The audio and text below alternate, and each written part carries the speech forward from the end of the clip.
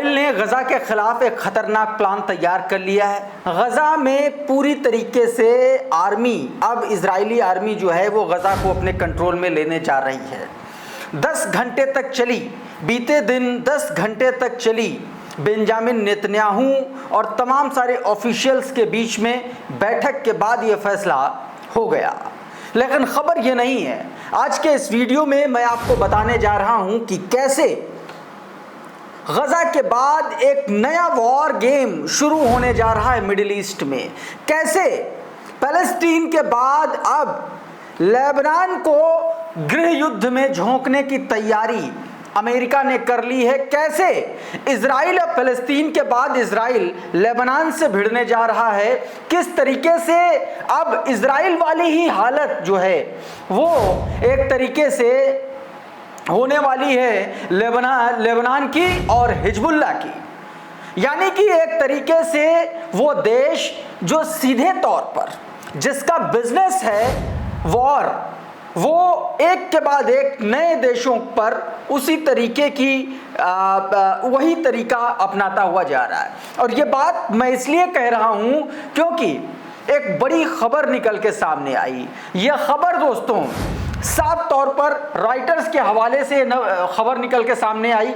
The guardian, माफ कीजिएगा, the guardian के हवाले से खबर आई और द क्रडल ने इसको बाकायदा अपने ट्विटर हैंडल पर पब्लिश किया, जिसमें यह बताया गया, आप ये देखिए अंग्रेजी में साफ तौर पर इसमें बताया गया, as a guardian reports Washington pressure has forced Beirut into a dangerous binary, fight a war with Israel or fight a war at home with Hezbollah. इस तरीके से ऐसी स्थिति में लेबनान को पहुंचा दिया है अमेरिका ने कि या तो वो इजराइल से फाइट करे या फिर वो अपने घर में मौजूद, अपने देश में मौजूद हिजबुल्लाह के साथ लड़ाई करे। यानी कि एक तरीके से आप देखिए कि मामला उसी तरीके का हो गया जैसे फलस्तीन में हमास को लेकर के था।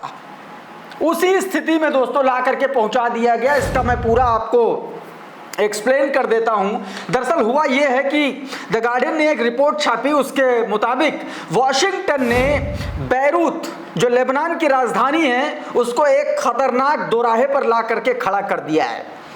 उसकी माने, उस रिपोर्ट की माने दोस्तों, तो या तो वो लेबनान जो है वो इजराइल के साथ जंग करे अब, और या फिर अपने ही देश में हिजबुल्लाह के साथ जंग करे। यानी कि एक तरीके से लेबनान में गृह युद्ध जैसे या तो हालात पैदा होंगे या तो लेबनीज आर्मी को, लेबनान की सत्ता को, सरकार को जो है अब इजराइल के साथ युद्ध लड़ना पड़ेगा दोस्तों, साफ तौर पर। और इसको लेकर के दोस्तों इसमें यह भी दावा किया गया कि एक लेबनानी राजनयिक ने साफ तौर पर, वरिष्ठ राजनयिक ने इसको लेकर के साफ तौर पर खुले शब्दों में उसने कहा, कोट एंड कोट मैं कर रहा हूं, उसने कहा कि आप लेबनानी सेना से यह कैसे कह सकते हैं कि वो हिजबुल्लाह के साथ वही करे जो इजराइल हमास के साथ एक छोटे से इलाके में भी लड़ाकू विमानों के होते हुए नहीं कर पाया। गजा तो बड़ा छोटा सा इलाका है और इजराइल के पास तमाम सारे लड़ाकू विमान भी है ना, उसके बावजूद वो हमास के साथ वो काम नहीं कर पाया जो काम अमेरिका लेबनान से, लेबनीज आर्मी से हिजबुल्लाह के साथ करने के लिए कह रहा है दोस्तों। यानी कि एक तरीके से मिडिल ईस्ट में एक नए तरीके का वॉर शुरू होने जा रहा है, एक नए तरीके का युद्ध अब छिड़ने जा रहा है। मतलब साफ है कि अमेरिका लेबनान पर ऐसा दबाव डाल रहा है जो न केवल बाहरी जंग है बल्कि लेबनान को एक गृह युद्ध में झोंकने की तैयारी कर चुका दोस्तों, साफ तौर पर इस रिपोर्ट में यह बताया गया।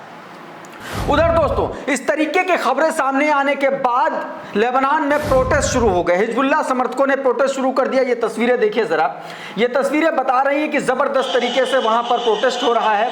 मिंट प्रेस न्यूज ने ये तस्वीरें जारी की हैं और उसमें सीधे तौर पर उस रिपोर्ट ने यह बताया गया है, कहा गया है कि हिजबुल्लाह समर्थक पूरे लेबनान में सड़कों पर उतर आए हैं। वो अमेरिका समर्थक सरकार के उस फैसले का विरोध कर रहे हैं जिसमें हिजबुल्लाह को एक तरीके से सामूहिक तौर पर हथियार छोड़ने के लिए, डिसआर्म करने के लिए कहा गया है। ऐसा कदम उन्होंने उसमें साफ तौर पर इनका कहा, यह ऐसा ही कदम है जैसे कि लेबनान में गृह युद्ध जैसे हालात बन जाएंगे दोस्तों।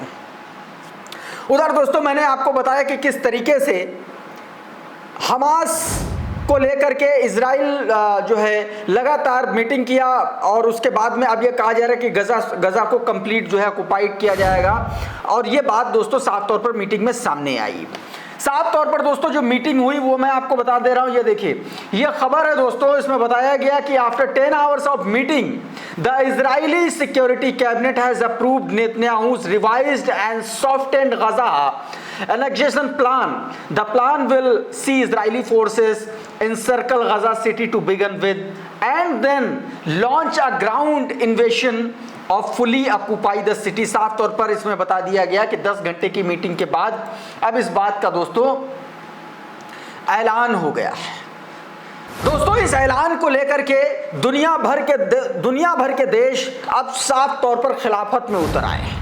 साफ तौर पर इजराइल और अमेरिका की खिलाफत करते हुए नजर आ रहे हैं। सबसे पहले मैं आपको बता देता हूं, UK, Norway, Germany, Canada, even UN तक ने इस पूरे मामले को लेकर के, इजराइल के इस फैसले को लेकर के विरोध करना शुरू कर दिया। साफ तौर पर उसका विरोध किया, अपोज किया है कि ये जो इजराइल का प्लान है गजा में, वो सीधे तौर पर आप कह सकते हैं कि ये तेल अवीव का, या यूं कहें कि इजराइल का जो है वो साफ तौर पर दबाव है, या यूं कहें कि एक तरीके से वो अंतर्राष्ट्रीय जो कानून है उनका हवाला देते हुए ये कहा गया कि इस फैसले पर तेल अवीव पुनर्विचार करे। दोस्तों साफ तौर पर कह दिया गया। उधर डच फॉरेन मिनिस्टर ने साफ तौर पर कह दिया है कि Israel's plan to intensify operation in Gaza is a wrong move. साफ तौर पर बता दिया गया कि इजराइल का इंटेंसिफाई जो ऑपरेशन है गजा में वो साफ तौर पर गलत है।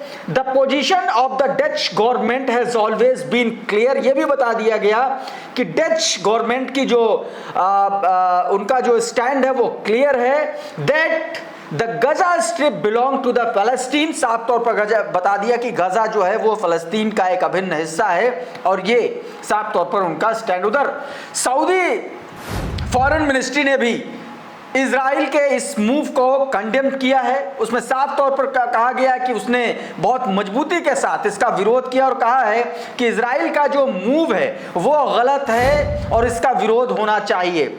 इसके अलावा दोस्तों स्लोवेनियन फॉरेन मिनिस्टर ने भी, तांजा फौजन ने, उन्होंने भी दोस्तों साफ तौर पर इस फैसले का विरोध किया, जिसमें बताया गया कि I condemned Israeli announcement of its intention to seize Gaza and call on it to stop any attempt to occupy it military.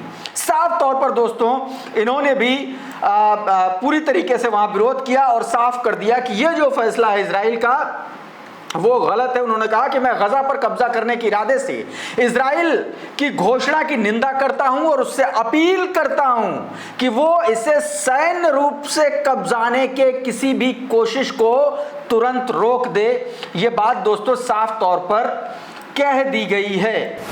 उधर दोस्तों एक और बड़ी खबर सामने आई इस अनाउंसमेंट